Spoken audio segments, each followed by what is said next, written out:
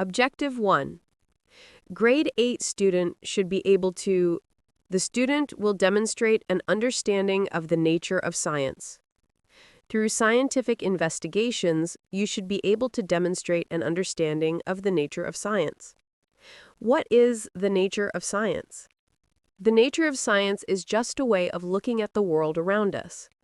Science is a process of trying to answer questions based on evidence. Scientists make observations and measurements to gather evidence during their investigations. Without thinking about it, we use the same processes that scientists use. We do? How? When we ask questions about our world, we are thinking like scientists. Let's say that you are in gym class and are about to run a 400-meter race. What question might you ask? How long will it take me to run 400 meters? Good question. Now you need to find the answer. How can you do that? Can I run the 400 meters and have someone time me? That will work. You just made a plan to answer your question. What do you think the answer will be? I think I can run 400 meters in 60 seconds. Good. You just made a hypothesis. When we investigate questions, we usually try to predict the answer first. It's called making a hypothesis. A hypothesis is a reasonable prediction that can be tested. What is your hypothesis? And by the way, why did you say 60 seconds? Well, I know I can run 100 meters in 12 seconds, but I would have to run at a little slower pace to go 400 meters. Great job! You used data to make your hypothesis. That's thinking like a scientist. After you run the 400 meters, you can check to see whether your hypothesis was correct. Okay, so I've made a hypothesis about the 400 meters. Am I ready to run? Yes, and we need to measure your time. Let's say you run and it takes you 72 seconds. Now you have some data. But what if I was just really slow that day? That's a very good point. If we want to be more sure of our data, we should repeat the investigation several times. For example, you might run the 400 meters 3 times during each gym class for 1 week. You could record your time for each run in a data table like the one below. Now what am I supposed to do with the run times in my table? You now have enough data to draw a conclusion. A conclusion involves looking at your data and comparing it to your hypothesis. Your hypothesis was that you could run the 400 meters in 60 seconds. Study the data in the table. What did you learn? My results don't agree with my hypothesis. So the investigation failed, right? Not at all. We still learn something important when the results of an investigation do not support the hypothesis. For instance, you learned that your 400-meter run time is about 6 times greater than your 100-meter run time. You didn't know that until you did the investigation. Okay, that's a good everyday example. What about when we do science experiments? Well, before we begin an experiment, what is the first thing your teacher always reminds you about? Lab safety, right? Yes, the first rule of scientific experimentation is to be safe. Wait, can I show you the poster our lab group made that shows some of the important safety rules? Sure, let's see it. Laboratory safety rules. 1. Know the location of all safety equipment: eye wash, fire extinguisher, fire blanket, fire alarm, and the correct route to leave the lab in case of an emergency. 2. Tie back loose clothing and hair. Wear all required safety equipment for a lab, goggles, apron, gloves, etc., at all times, unless you are told to remove them. 3. Do not taste, smell, or handle any material in the laboratory unless told to do so. 4. Never run, push, or play in the laboratory. 5. Handle lab equipment with care and use the proper tools. 6. Report any accident or equipment problem to the teacher immediately. That's a great list of important safety rules. I'm sure your teacher will tell you about special safety issues related to the specific experiments you do. And you should also be familiar with the safety symbols used in the lab. Now, we are ready to experiment. What would you like to investigate? When I walk home on sunny days, it seems like I feel warmer when I wear black clothes than when I wear white clothes. Can we do an experiment to find out whether black clothes really gain more heat? Sure. So let's put our experimental problem in the form of a question that can easily be tested. How about stating it like this? Will a black t-shirt gain more heat in sunlight than a white t-shirt will? Next, you will need to make a hypothesis. What prediction can you make about what will happen in your experiment? Since I seem to feel warmer when I wear black clothes, I predict that the black t-shirt will gain more heat. Does that sound good? That sounds reasonable. Now we need to plan an experiment to test the hypothesis. First, we need to identify the variables. Variables are the values or quantities that vary, during an experiment. Which variable will we measure to see whether sunlight makes the black t-shirt gain more heat? The temperature? We think it will go up, right? That's right. In our experiment, temperature is the dependent or responding variable. We observe the dependent variable to see whether it changes or responds during the experiment. Another important variable is the independent or manipulated variable. This is the variable that we change on purpose to try to get a response out of the dependent variable. What is the independent variable in our t-shirt experiment? Isn't the independent variable the color of the t-shirts? That's right. But what if something else makes one t-shirt gain more heat than the other? For example, what if one t-shirt gets more sunlight than the other? You're really thinking like a scientist now. We need to make sure that all the other possible variables are the same for both t-shirts.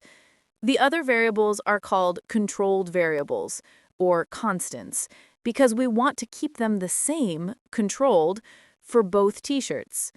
We can start by folding the t-shirts into squares the same size and putting them in the sun side by side. This way, they will have equal areas exposed to the sunlight. They will also need to be in as close to the same environment as possible. I think we also need to make sure the t-shirts are in the sun for the same amount of time. Are we going to control the time? Yes, you're right. We can shade both shirts until we are ready to start the experiment. Then we can take temperature readings of both shirts at the start and after 15 minutes and after 30 minutes. Let's summarize the design of our experiment. 1. My question: will a black t-shirt gain more heat in the same amount of time in sunlight than a white t-shirt? My hypothesis: the black t-shirt will gain more heat than the white t-shirt. The variables: independent variable, color of t-shirt, white versus black. Dependent variable, temperature change of t-shirts. Controlled variables, size of t-shirts, time t-shirts are in sunlight. The materials: 2 thermometers, 2 t-shirts the same size, 1 black and 1 white. Watch, piece of cardboard to use as a shade. The procedure: fold t-shirts into 20-centimeter squares and lay them on a flat surface in the sun. Cover them with a piece of cardboard. Place a thermometer inside the fold of each t-shirt. Remove the cardboard shade and record temperature of each t-shirt at 0, 15, and 30 minutes. Okay, now I'll make a data table for our temperature measurements. Once I've done that, are we ready to start the experiment? Yes, let's do it. You can read the temperatures and I'll record them in the data table. Here's what the data table looks like after the experiment is finished. Are there other ways to show our results? Yes, we can make a graph. Graphs can make data easier to read and compare. What kind of graph would you suggest? A pie graph, a bar graph, or a line graph? Let's see. We are comparing the 2 t-shirts at equal times. How about a bar graph? Yes, a bar graph would help us see the temperature difference between the two colors very easily. Bar graphs compare two variables that do not affect each other, such as the t-shirt colors. The bars for the two variables being compared are placed side by side at points along the x-axis. The scale for the values is placed on the y-axis. Wow, the graph does make it easier to see the results. What now? Now that we have results, we can reach a conclusion. Remember, the data may or may not support the hypothesis you made. Was your hypothesis supported by the data? Yes, the temperature of the black t-shirt was greater. But what if somebody doesn't agree with the data or my conclusion? That's a very important question. A scientific conclusion doesn't become accepted until more investigation is done. Experiments are usually repeated, or the data are checked with other research. This is called verifying scientific data. So, we can use data to see whether someone is making a false statement about something they have done, or maybe a product they are selling. That's exactly right. Advertising has good examples of this. Sometimes products are advertised with claims that are not supported by scientific results. It is important for buyers to be able to look at the data and come to their own conclusions. If there are no data, or if a poor investigation produced unreliable data, then the advertising claims may not be true. Here, I have a cookie package in my backpack. The label on the back gives information about the cookies. What does the label tell us? The label names the product and shows how much product is in one serving size. The energy in calories and mass in grams of each nutrient in one serving is also shown. How could this information be useful? Let's say the cookie company produces a TV commercial that shows a man eating the oat milk cookies. The man says 4 servings of the cookies supply all the protein he needs each day. Is this statement true? Let's check it out. How do I know whether the advertisement's claim is true or false? According to its website, the Food and Drug Administration, FDA, recommends that the diet of an adult man should contain 56 grams of protein per day. The label says that each serving, 3 cookies, supplies 2 grams of protein. So 4 servings would contain only 8 grams of protein. 2 grams times 4 equals 8 grams. But according to the FDA, he needs 56 grams per day. This would mean that he still needs 48 more grams of protein. 56 grams minus 8 grams equals 48 grams. So the man in the advertisement is making a false statement. We've looked at data in tables, graphs, and on labels. What's another way that we can gain information to help us understand the things and events that we observe? Observations may lead us to discover patterns in the natural world. From these patterns, we can form models. A model is a description or representation of something that cannot be directly observed. What's a natural pattern you can think of that might be modeled? How about wave patterns on water? That's a good example. Let's say data show that water is moved up and down by a passing wave. To model this, we might tie a piece of rope at one end and swing it up and down on the other end. The energy passing through the rope models the way energy passes through the water. How about wave patterns on water? That's a good example. Let's say data show that water is moved up and down by a passing wave. To model this, we might tie a piece of rope at one end and swing it up and down on the other end.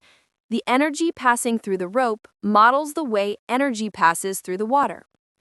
So, with good data and accurate models, we can make predictions about our world. Yes, that's an important part of science. Data and models often show trends or patterns that allow us to predict events. From a trend or pattern, we can make a reasonable guess about data we haven't measured yet. For example, let's look back at our t-shirt experiment. In our experiment, the black t-shirt's temperature increased 5 degrees Celsius and the white t-shirt's temperature increased 3 degrees Celsius in 30 minutes. How does that help us make a prediction? We might use the data to make a prediction about the temperature change in a black and white striped t-shirt. We could predict that, under the same experimental conditions, the temperature of the black and white t-shirt would increase 4 degrees Celsius in 30 minutes. Of course, predictions do not always prove true. In another experiment, the black and white striped t-shirt may not increase in temperature 4 degrees Celsius in 30 minutes, but based on our data, we can reasonably expect the result we have predicted.